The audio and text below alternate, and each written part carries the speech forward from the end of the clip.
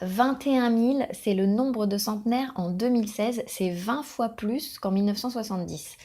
Alors vous allez peut-être me dire, ok super, on a plus de centenaires en France, mais est-ce que ce sont des vrais centenaires? C'est-à-dire des gens qui vivent effectivement longtemps, mais qui vivent surtout en bonne santé. Parce que, je l'ai déjà dit dans des précédentes vidéos, mais effectivement, la longévité vraie et active a régressé. Aujourd'hui, on vit plus longtemps, mais en moins bonne santé. C'est la moyenne de vie qui a augmenté. Et effectivement, on maintient beaucoup de gens en vie, mais pas forcément dans des états, je dirais, des états même parfois un petit peu délabrés quand même. Et aujourd'hui, je voudrais vous parler de la façon, enfin de leur secret à ces gens-là qui vivent longtemps et en bonne santé. Qu'est-ce qu'ils font que, effectivement, outre la génétique, puisque la génétique, on sait aujourd'hui, ne fait pas tout, notamment parce qu'on a découvert l'épigénétisme. Et donc, on va voir ensemble, en fait, qu'est-ce qui fait que, quelles que soient, en fait, les ethnies, les latitudes, les époques, il y a certains paramètres qu'on va retrouver constamment chez ces personnes-là, et on va les voir ensemble. Donc, le premier paramètre, vous allez voir que c'est des paramètres sur lesquels on peut agir, et c'est pour ça que je vous en parle aujourd'hui.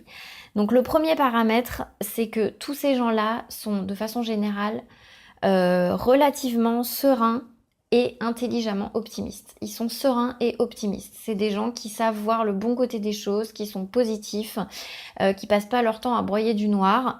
Il peut évidemment y avoir des périodes un peu difficiles, mais ils arrivent toujours à trouver quelque chose de positif dans la vie. Ce sont des personnes qui ont une profonde gratitude aussi pour la vie. Donc ça, je dirais que c'est presque le number one. C'est pas forcément dans l'ordre ce que je vais vous donner, mais pour moi, il a une importance primordiale. Ensuite, ce sont des gens qui jouissent relativement d'un bon sommeil. Ils ont un très bon sommeil, donc c'est des gens qui n'ont pas de difficulté à s'endormir. Ils s'endorment quand ils dorment. Alors peut-être qu'ils dorment moins longtemps qu'avant, mais en tout cas, voilà, ils ont plutôt un bon sommeil. Ils font tous les jours raisonnablement de l'exercice, raisonnablement, mais ils en font un petit peu tous les jours. Donc ça peut être des balades, des petites balades, ne serait-ce que sortir pour aller chercher son pain, promener son chien, voilà, ça fait partie de l'exercice également. Et une quatrième chose, et non des moindres, ce sont des jouisseurs, c'est-à-dire qu'en fait ils ont tous un ou plusieurs petits vices. Alors ça c'est intéressant, donc ils vont consommer un bon vin, un petit peu de café, du chocolat, du thé, donc ce sont des petits vices qu'ils vont utiliser plutôt assez sobrement. Et puis surtout, ce sont des gens qui vont manger de tout. Ils sont omnivores, donc ils mangent vraiment de tout, de tout, de tout.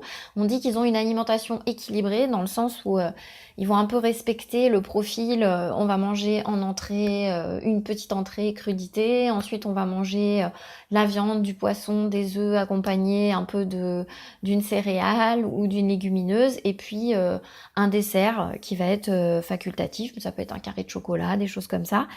Donc voilà, ils vont manger plutôt assez équilibré, ils vont manger assez frugalement aussi, hein, ils vont pas faire des big repas où ça va être occasionnel.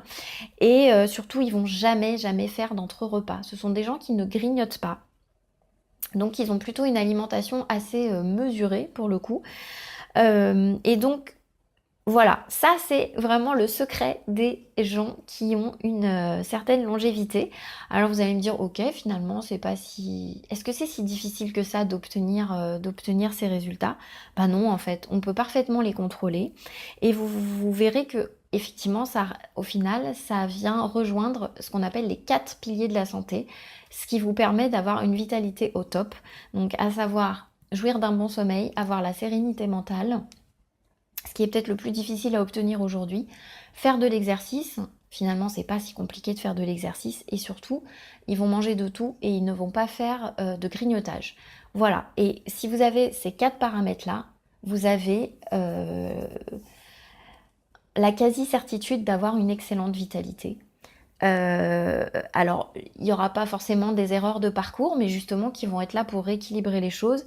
Mais voilà, c'est ce que je voulais vous faire partager aujourd'hui. Donc, c'est pas si compliqué que ça d'apprendre à avoir les bonnes choses, les bons éléments pour avoir une bonne santé.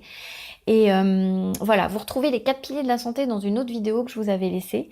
Donc ça s'apprend, c'est pas, ça vous tombe pas dessus comme un coup près. On peut y arriver et on peut y arriver aussi dans le plaisir. Ça, c'est important de le signaler. J'espère que cette petite vidéo vous aura plu. Voilà, elle fait suite à ma vidéo sur la maladie d'Alzheimer, que je trouvais très importante de partager avec vous.